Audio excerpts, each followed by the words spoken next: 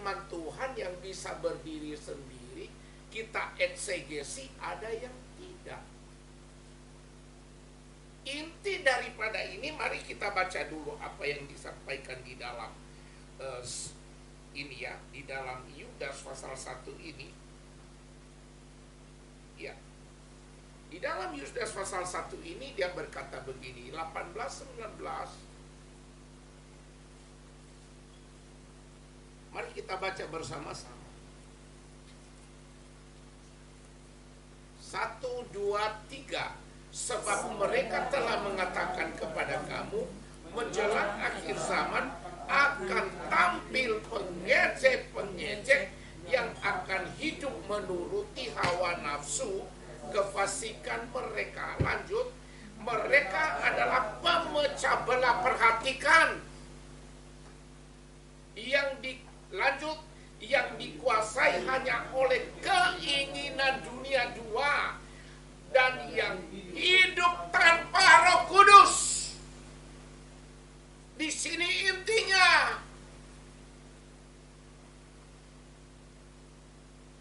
Wah, saya diberkati kok dengan ini. Artinya begini, orang yang tidak ada Roh Kudus akan mengikuti jalan Bileam, habis perkara.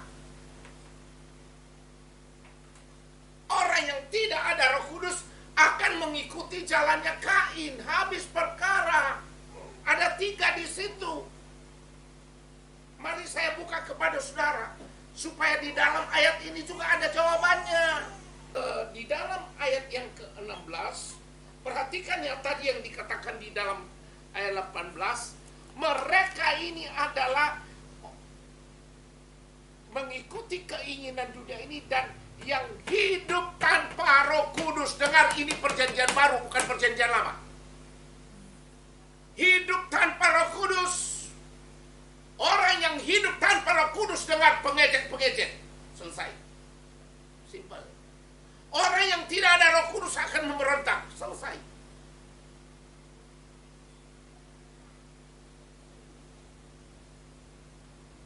Ya. Dan di dalam surat ini ada 2 nubuatan. Nubuatan kuno dan nubuatan modern, yaitu perjanjian lama dan perjanjian baru.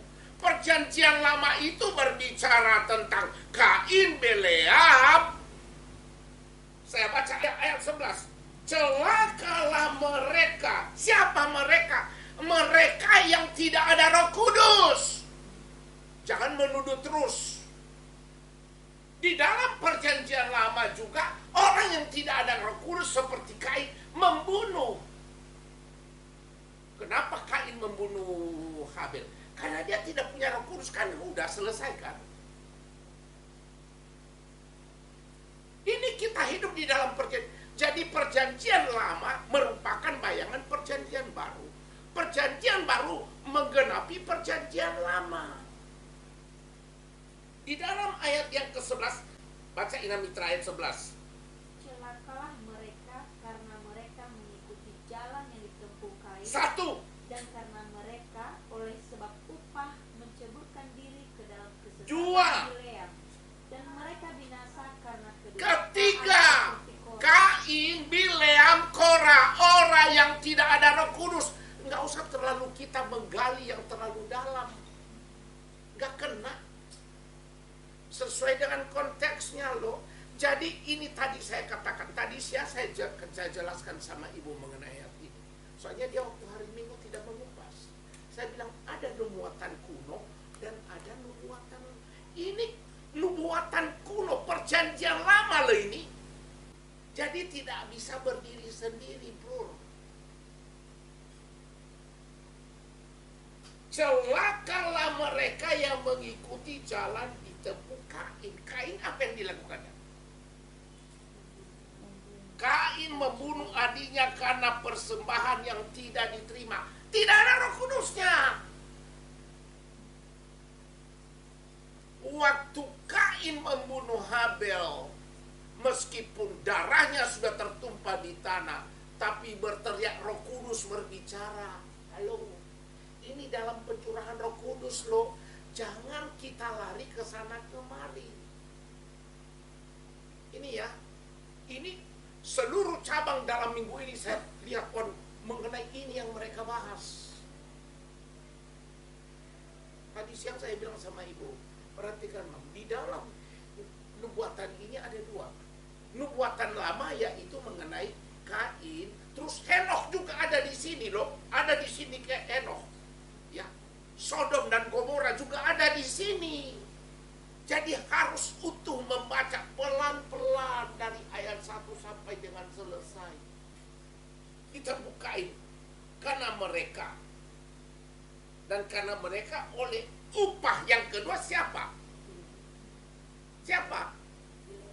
Upah karena Bileam jatuh karena tergiur dengan upah. Coba, Yudas Iskariot jatuh karena apa?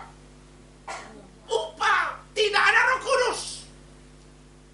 Harus dihubungkan dengan yang sekarang, bukan yang dulu. Orang yang tidak ada Roh Kudus akan muncul. Roh Bileam muncul, Roh Kain muncul, roh siapa lagi? Satu lagi di dalam ayat 11 ini. Korah. Secara utuh saya mau kasih tahu kalian. Ayat demi ayat. Harus ada pesan Tuhan.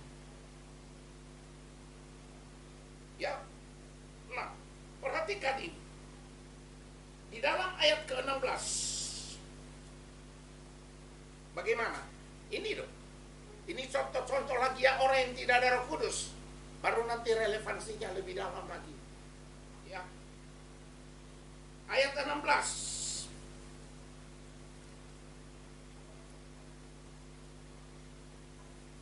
Nah, saya baca mulai dari 14 ya. Ina Mitra bacalah 14, 15, 16. Juga tentang mereka Henokh, keturunan ketujuh dari Adam, Ya. telah bernubuat. Nah, perhatikan. Tadi di dalam perbacaan pertama dikatakan di sini menjelang akhir zaman apa yang telah mengatakan. Perhatikan ayat 18, sebab mereka telah mengatakan kepada kamu menjelang akhir zaman, mengatakan kepada kamu, kemudian tampil menurut hawa nafsu kefasikan. Ini nubuatan lama. Ya, ini surat Yudas ini merangkum perjanjian lama dan perjanjian baru. Ngerti ya? Kenapa ada pemberontakan dalam gereja? Tidak ada Roh Kudus. Bisa memahami? Jangan keliru ya. Jangan keluar dari jalur. Baca lagi Namita terus. Juga tentang mereka Henokh, keturunan ketujuh dari Adam, telah bernubuat, katanya, sesungguhnya Tuhan datang dengan beribu-ribu orang. Perhatikan, ini nubuatan lama ini. Perjanjian lama, terus. 15. Menghakimi semua orang dan menjatuhkan hukuman atas orang-orang fasik karena semua perbuatan fasik yang mereka lakukan dan karena semua kata-kata nista yang diucapkan orang-orang berdosa yang fasik itu terhadap Fasik artinya orang tahu firman tetapi tidak melakukan firman. Siapa mereka? Orang yang tidak ada Roh Kudus, Pak Puan. Masuk gereja. Ini loh. Ini ya. Marah. Gerem. Lah coba kalau ada Roh Kudus. Tadi kan saya mau nyanyikan. Ku yakin ku menyembah dalam dalam kudus hadir. Ini yang ada Roh Kudus. mereka itu orang-orang yang Nah, ini lebih dalam lagi kan? dan mengeluh tentang nasib Nah, terus? menuruti hawa nafsunya. Nah, terus? Tetapi mulut mereka mengeluarkan perkataan-perkataan Nah, bukan, terus? dan mereka menjilat orang untuk mendapat keuntungan. Nah, perhatikan, bukankah itu yang sedang terjadi sekarang? Tetapi Tuhan berkata, lebih baik aku pergi, aku memberikan kepadamu seorang pribadi yang menolong supaya tidak menggerutu.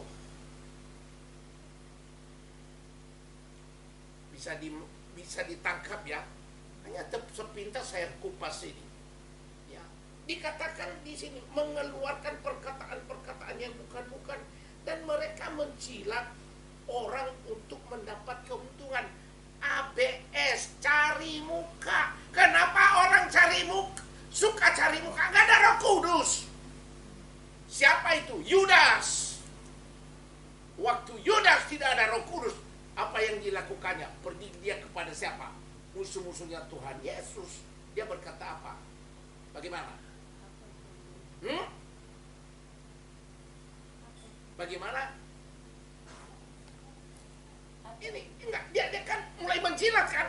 Ini loh, udah ada dikatakan di sini. Ini kenapa? Yudas nggak ada Roh Kudus. Dan selama hidupnya mengikuti Yesus, Yesus tidak pernah dia berkata Tuhan, hanya Rabi. Enak ya? Ini pemahamannya dalam tentang pasal ini. Hanya satu pasal, tetapi mengerikan. Kita ini di penghujung akhir zaman. Berarti sudah ujung. Kapan akhir zaman? Sejak Yesus naik ke surga sampai nanti dia datang. Ini udah penghujung.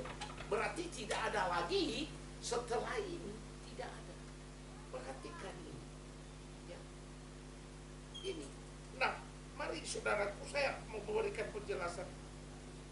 Ada 5 indikator yang dikemukakan dalam ayat 16 ini ya, menurut catatan saya. Ini berbicara tentang guru palsu. Nanti saudara baca pada ayat berapa ada di dalam pasal ini. Jangan lari dari konteks.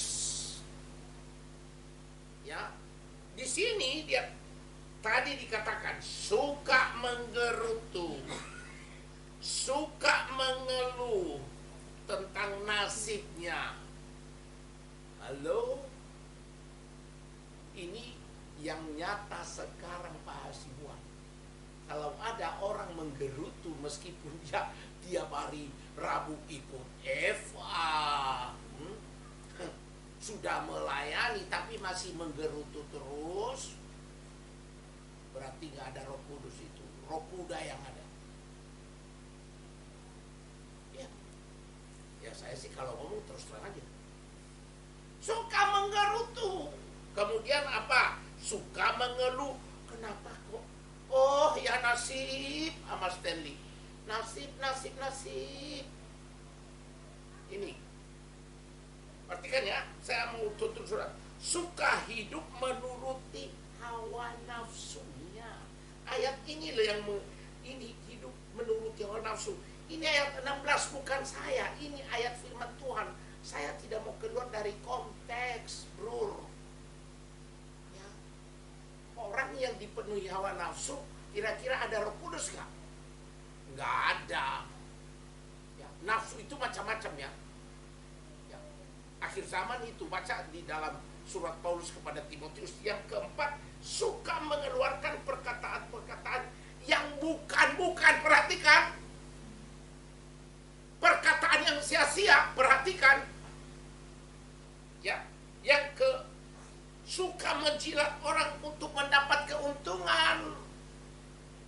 Oh, kalau itu memang lagi tren itu sekarang.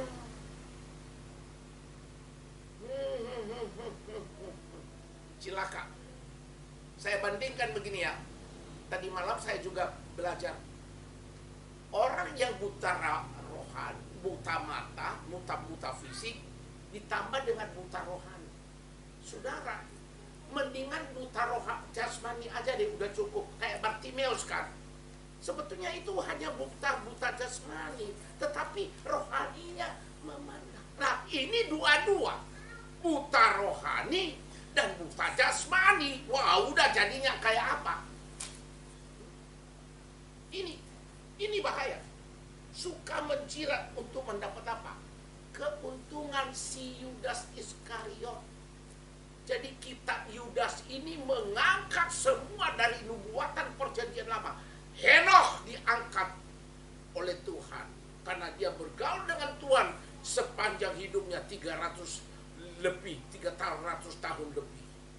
Dan Tuhan mengangkat dia. Yudas mengangkat siapa? Bileam. Bileam itu gambaran orang yang suka dengan apa? Mengenai upah. Siapa dia? Yudas. Siapa lagi? Kain yang gara-gara apa? Iri hati. Orang yang iri hati dengar tidak ada Roh Kudus. Udah selesai kan? Kan simpel. Karena kita hidup di era Roh Kudus. Nah, menggerutu bahasanya aslinya gogustes. Itu ya. Saya mesti korek dari mengomel. Grumble. Grumbler bahasa Inggrisnya. Ya. Gogustes. Gog double G gogustes. A grumble. Ya, mengomel, bersungut-sungut. Bangsa Israel contohnya. Ya, ngomel sama siapa? Musa, kembalikan saya kemana? Ke Mesir. Di Mesir ada susu, ada apa lagi? Ada kacang kedelai. Ngapain ini? Makanya Tuhan izinkan mereka putar-putar. Nggak lama kok, hanya 40 tahun. Ini menggerutu. Orang yang suka menggerutu, bersungut-sungut, mengomel, menurut Yudas adalah seperti bangsa Israel yang bersungut-sungut.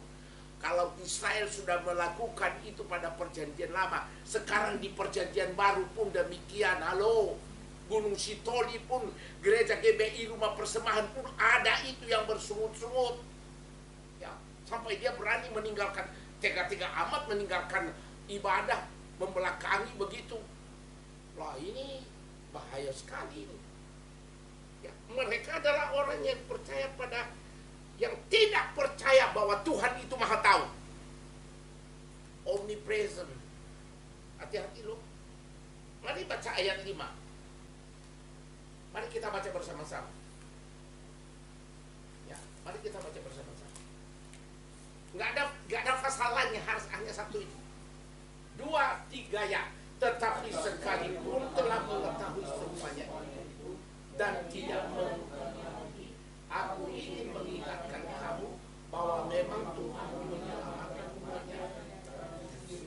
Namun sekali lagi membinasakan mereka yang tidak percaya kepada Roh Kudus.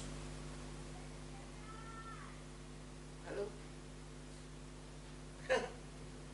Ini ya.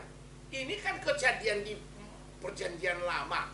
Makanya tadi saya baca teologianya, tadi belajar doktrinnya, doktrin Alkitab namanya ini. Saya, oh iya betul. Tapi yang dimaksud di sini adalah seperti yang disampaikan Pak Bambang, ya, yaitu mengenai Roh Kudus.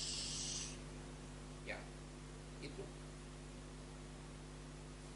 Nah, yang pertama tadi apa? Menggerutu. Yang kedua mengeluh. Memsimoiros. Apa tadi yang pertama? Gogustes. Gog pakai G ya, pakai G. Ya. Terus yang kedua ini mengeluh. Mem tapi M sama P. Mep pakai double P, pakai P. Simoiros. Ya.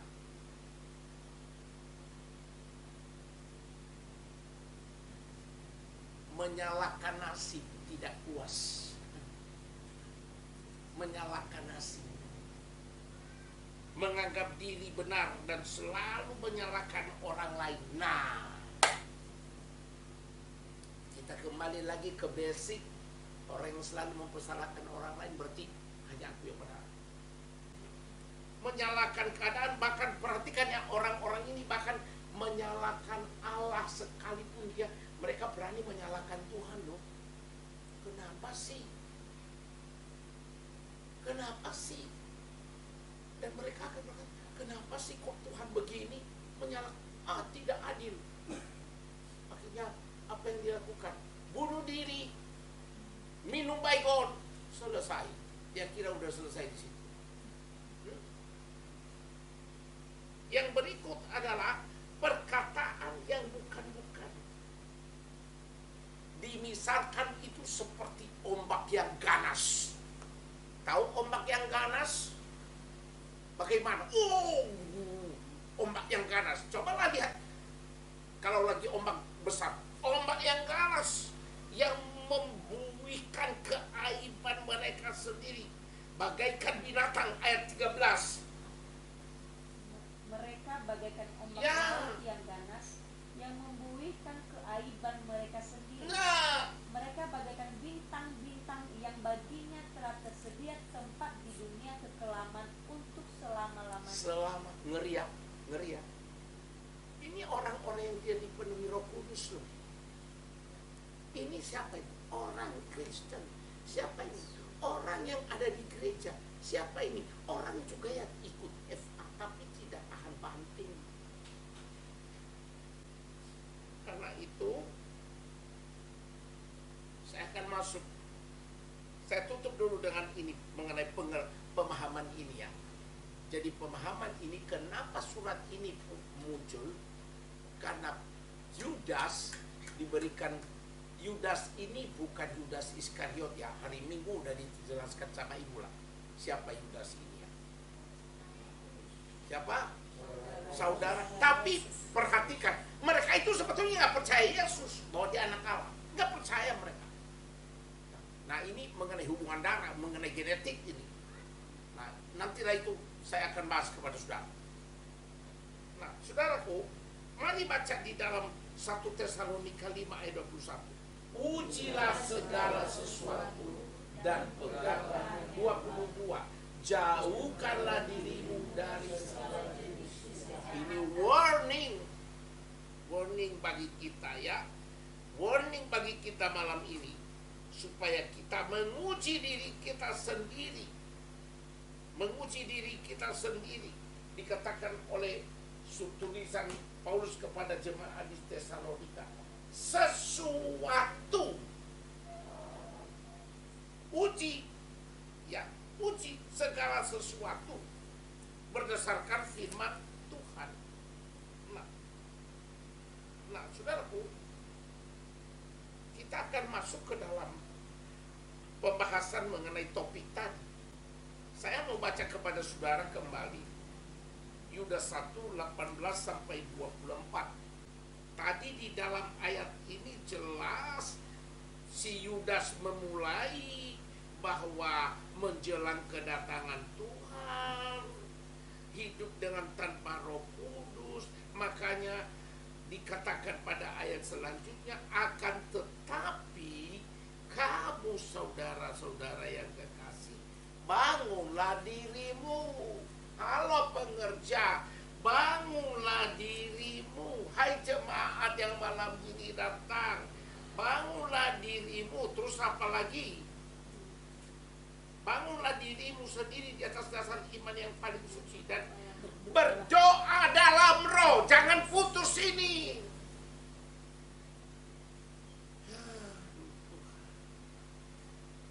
Ya. Buka Matius 24 ayat 14. Bangunlah dirimu, dan dikatakan begini. Dan Injil kerajaan ini, dengar, Injil yang kita sedang pegang ini akan diberitakan di seluruh dunia, menjadi kesaksian bagi semua bangsa.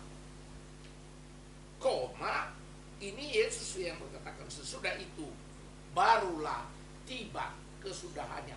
Pak Niko pada waktu MDPJ mengatakan itu akan terjadi pada tahun 2033. Ini akan digenapi. Baru tiba. Entah itu kata Pak Niko, bagi yang ikut MDPJ 5 hari. Berapa lama dia bilang? 1 minggu. Kita yang jelas digenapi dulu. Ya. Nah, apa saja yang terjadi menjelang akhir zaman? Yang Yang pertama, pemisahan antara kambing dan domba. Jelas. Pastikan dirimu masuk di mana. Kemudian lalang dan gandum, koma, murid atau orang Kristen palsu.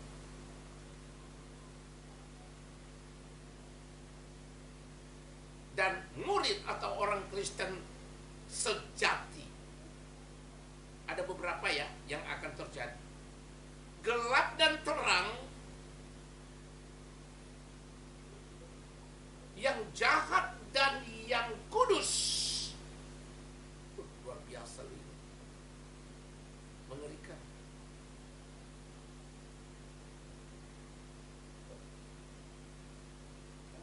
Baca 18-19 ini, Mitra. Pada Yudas tadi. Yudas ya, jangan kemana-mana. 18-19.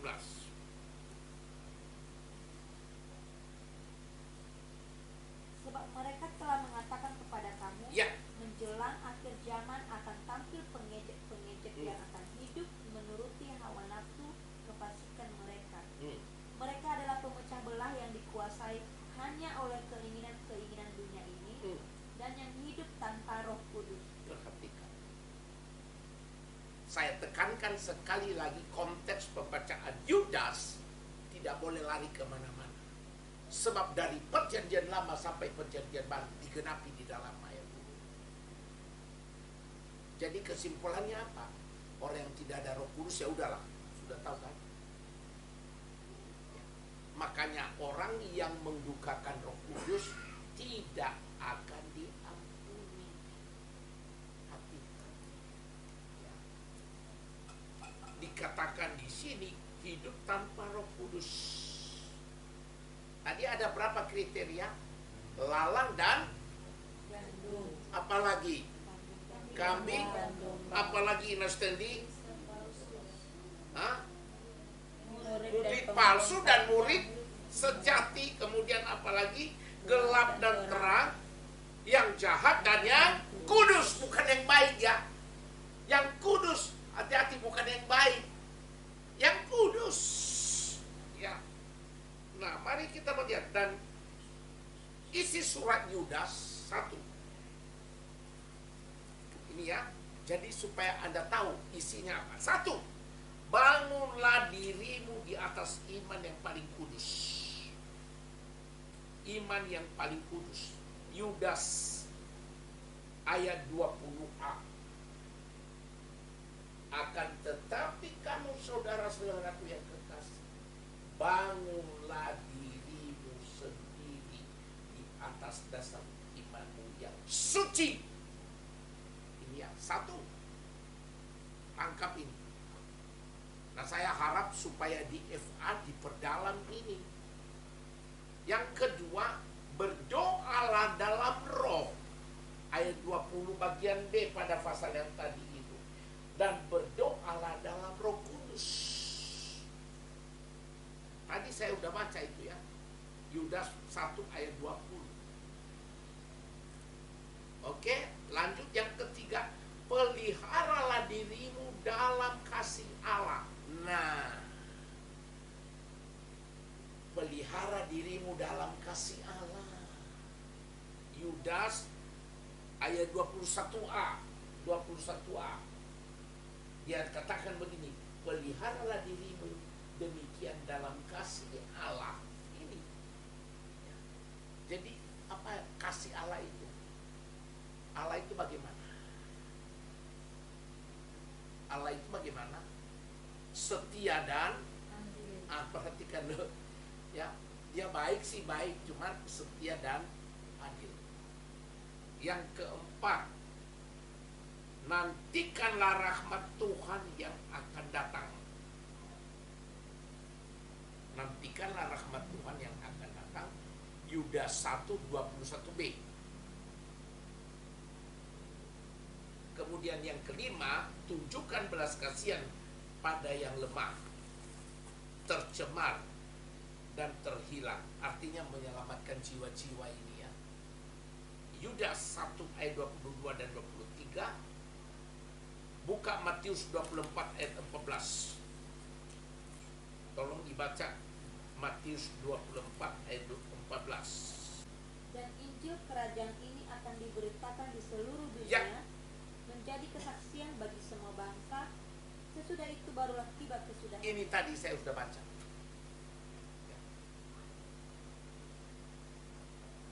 Nah, Yudas 1 ayat 24. Ini Yudas menutup dengan satu pernyataan yang luar biasa. 2, 3 ya. Bagi dia yang berkuasa menjaga supaya jangan kamu tersandung dan membawa kamu dengan tak bernoda dan penuh kegembiraan di hadapan kemuliaannya. Perhatikan, bagi dia yang berkuasa. Nah, saudaraku,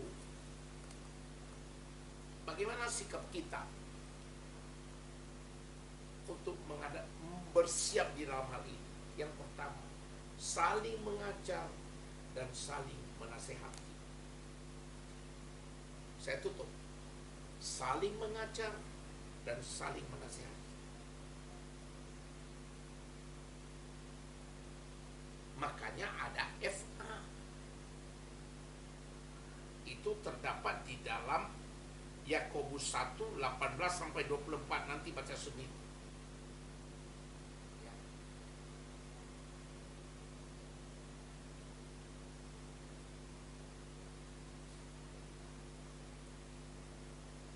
Nah, yang kedua, apa saja hal yang harus dilakukan oleh Kristen sejati?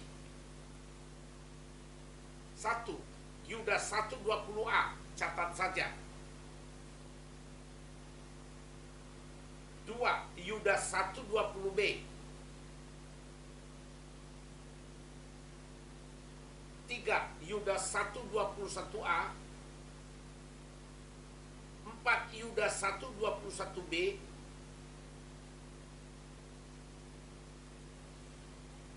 Yang berikut Yudas 1:22-23, baru ditutup Matius 24 tadi ayat 14. Yang kedua, warning bagi kita hidup dalam terang, saling terbuka dan mengaku dosa. Ini saya minta diterapkan di dalam FA besok ini. Hidup dalam terang, saling terbuka dan mengaku dosa. Ya. Itu.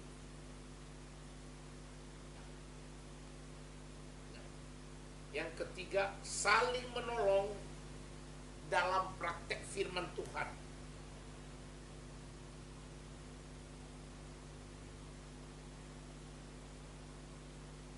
Untuk menjangkau jiwa lebih banyak. Udah ya? Nah, oke, demikian surah Yudas. Nanti saya bahas lagi hari Minggu. Ya, saya sudah siapkan tapi untuk pengerjaan malam ini dan Eva. Ya, saudara malam ini dikenyangkan